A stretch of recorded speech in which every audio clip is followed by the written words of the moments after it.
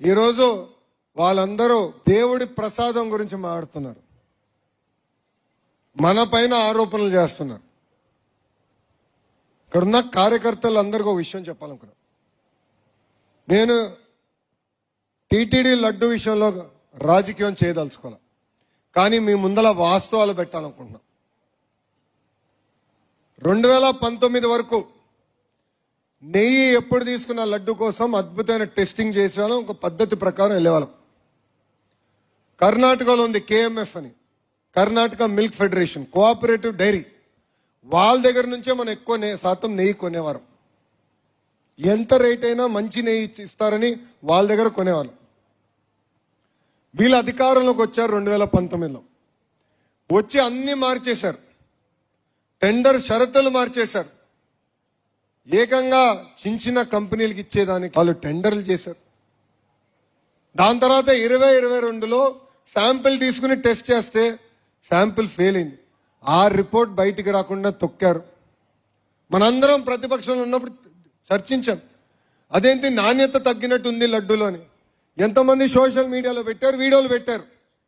అందుకే మన ప్రభుత్వ అధికారంలోకి వచ్చిన వెంటనే గౌరవ ముఖ్యమంత్రి చంద్రబాబు నాయుడు గారు టీటీడీకి ఇమీడియట్ గా నెయ్యిలో ఏదో తేడా ఉన్నట్టుంది, శాంపిల్స్ తీసుకోండి, పంపించి టెస్ట్ చేయించండి అని చెప్పారు. టీటీడీ అధికారులు శాంపిల్స్ తీసుకుని కేంద్ర ప్రభుత్వం ఏర్పాటు చేసిన కోఆపరేటివ్ NDDB కాఫ్కి శాంపిల్స్ పంపించారు. దాంట్లో చాలా స్పష్టంగా యానిమల్ ఫ్యాట్ ఉంది, వెజిటేబుల్ ఆయిల్ ఉందని చెప్తాం జరిగింది.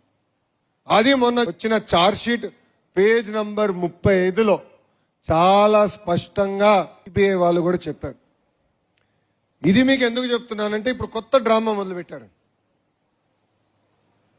టీటీడీ లడ్డును కూడా వదిలిపెట్టట్లేదు, దేవుడి లడ్డు పైన డ్రామా మొదలు పెట్టారు. అందుకే మనందరం అప్రమత్తంగా ఉండాలి. ఇంకా చాలా డ్రామాలు చేస్తాడండి. వాస్తవంగా జగన్ గారు సినిమాల్లోకి వెళ్లాల్సిందే.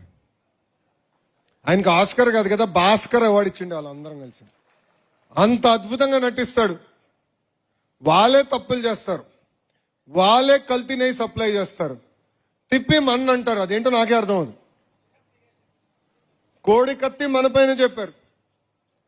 బాబాయిని చంపినప్పుడు హాఫ్ పేజ్, మొత్తం పేజ్ లో హాఫ్ లో ఆయన వేసుకునే ప్యాంటు షూస్ చూపించి చేతిలో కత్తి పెట్టి ఏకంగా నారాసుడ రక్త చరిత్ర అన్నారు. ఇప్పుడు దాని గురించి చర్చ. గుల్కరాయ్ అట్లనే చెప్పారు. ఈరోజు లడ్డు విషయంలో కూడా మన పైన నెపం వేస్తున్నారు. అందుకే నేను మిమ్మల్ని అందరినీ కోరేది, మనం అప్రమత్తంగా ఉండాలి.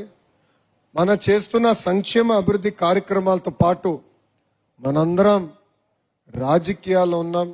ప్రజల్లో చైతన్యం తీసుకురావాలి, ప్రజల దగ్గరికి వెళ్ళాలి, ప్రజలకి వాస్తవాలు చెప్పాలని ఈ సభాముఖం మిమ్మల్ని అందరూ నేను కోరటం జరుగుతుంది. మొన్న